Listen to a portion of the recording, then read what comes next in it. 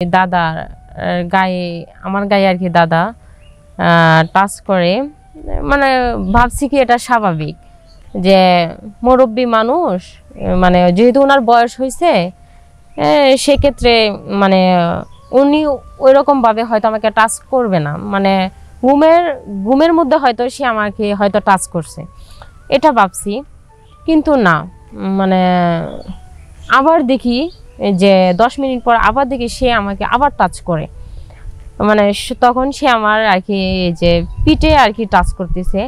তখন আমি মানে আবার ভাবলাম যে না, এটা তো ঘুমের মধ্যে তো 10 মিনিট পর পর সে একটা লোক তো এইভাবে টাচ করতে পারে না। আচ্ছা যাই হোক, দাদা যেহেতু মুরব্বী মানুষ একটু হয়তো টাচ করলে করছে। পরে দেখা যায় যে একবার দুইবার তিনবার, মানে আমিও তো যেহেতু একটা মেচুয়েট মেয়ে ছিলাম, মানে উনি আস্তে আস্তে আমার দাদা আর কি আমার বুকের দিকে আর কি টাচ দেয়, বুকের দিকে টাচ দেয়।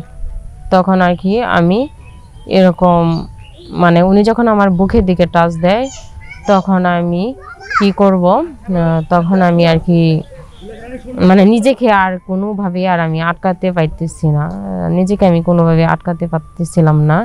মানে তখন আমি মানে কি করব, একটা মেয়েকে যখন একটা লোক যখন মানে টাচ করে তখন সে অনেকভাবেই একটা একটা মেয়েকে যখন একটা পুরুষ যখন টাচ করবে তখন সে বুঝে, তখন তো অটোমেটিকলি আর কি মানে উঠটা যায়। এটা আমি আর বুঝায় বলতে পারবো না।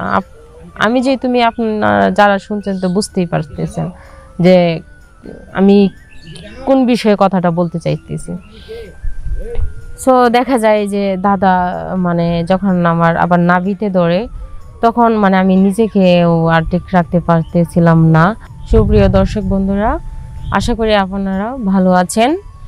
আমি আজকে আপনাদের সামনে আমার জীবনে ঘটে যাওয়া একটা গল্প তুলে ধরব। আপনারা মনোযোগ দিয়ে আমার গল্পটা শোনার চেষ্টা করবেন। আর আমার নাম সোনিয়া, আমার দেশের বাড়ি দিনাজপুর। আমি ওইখানে থেকেই আর কি আমার বাবা মা মারা যাওয়ার পর আর কি আমি আমার দাদার ভাই, মূলত আর কি আমার বাবা আর কি কাজের ক্ষেত্রে আর কি ঢাকায় থাকতো। সেই ক্ষেত্রে যখন আমার মানে আর কি বাবা মারা যায় তখন আর কি আমার মা আমাকে নিয়ে আর কি দেশের মানে গ্রামের বাড়িতে চলে আসে দিনাজপুরে। তখন দেখা যায় আমি তখন ক্লাস 8-এ পড়ি। তখন আর কি আমার সাথে এই ঘটনাটা ঘটে। সেটা আমার নিজেরই দাদা ছিল আপন, সে আমার সাথে এই ঘটনাটা ঘটাইছে। মূলত হয়েছে উনি আমার মা আর কি সংসারের কাজে ব্যস্ত থাকতো। আমাকে স্কুলে আসা যাওয়ার ক্ষেত্রে আমার দাদাই করতো, সব কিছু আমার দাদাই করতো। স্কুলে নিয়ে আসা যাওয়া, প্রাইভেট টিউশনি থেকে সব আমার দাদারকে আমাকে আমার সাথে আর কি যাইতো, আমার কাছে গিয়ে আর কি স্কুলে নিয়ে যেত আমার দাদা, প্রাইভেটেও নিয়ে যেত আমার দাদা। তো সেই ক্ষেত্রে দেখা যায় যে একদিন মানে আর কি হঠাৎ করে মানে আমার দাদুর বাড়িতে মানে আমার পুপি আসে আর তার ছেলে মেয়েরা আর কি আসে। তো মানে আমার আম্মুর রুমে আর কি আমার ফুপি ঘুমায়, তার 3 ছেলে মেয়ে ঘুমায়।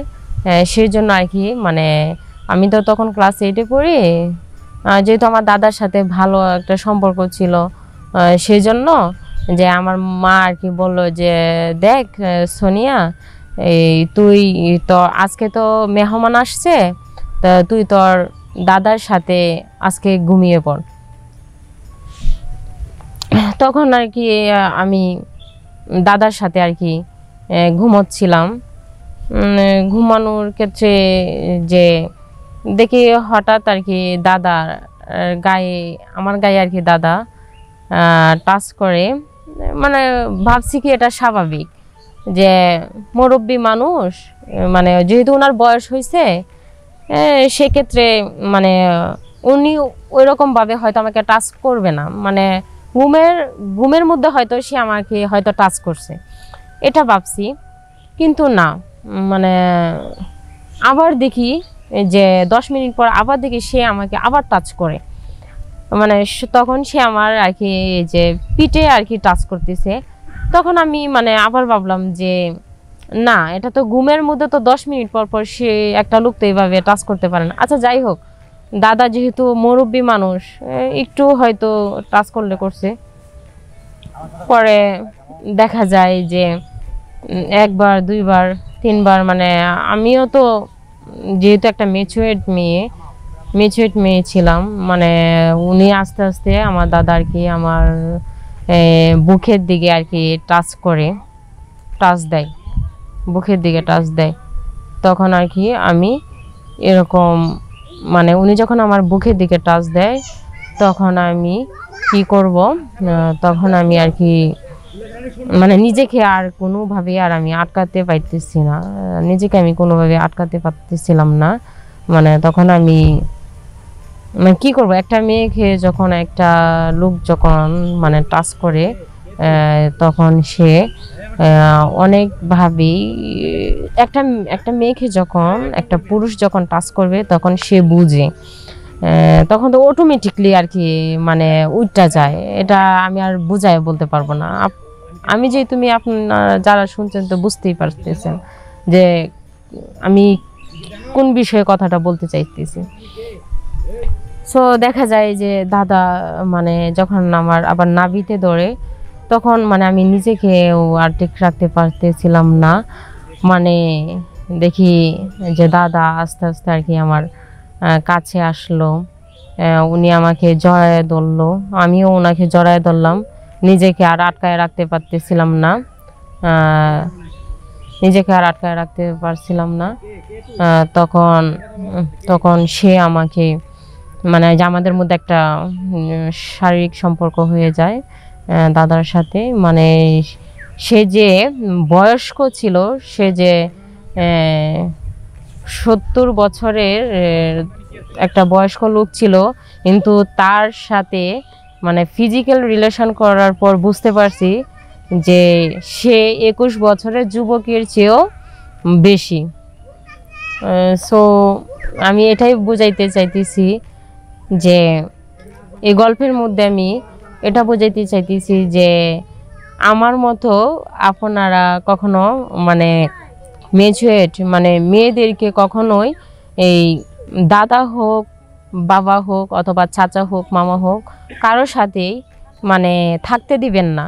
কারণ বলা যায় না কখন কার মধ্যে কীরকম, কার মনে কখন শয়তানি আসে সেটা বলা যায় না। এটা মানে শয়তানের প্রভাবে পড়েও অনেকে করে, মানে কাজটা করে ফেলে। মানে যে কাজটা মূলত আমার সাথে হয়েছে, মানে আমার জীবনে যেটা আর কি হয়েছে, আমি এই গল্পটাতে এটাই বুঝাইতে চাইছি এই যে কখনো আপনারা মেচুয়েট মেয়েদেরকে, বাচ্চাদেরকে কখনো দাদা অথবা চাচা মামা ওদের সাথে রাখবেন না, তাহলে আমার মতো আপনারাও একই ক্ষতি হবে।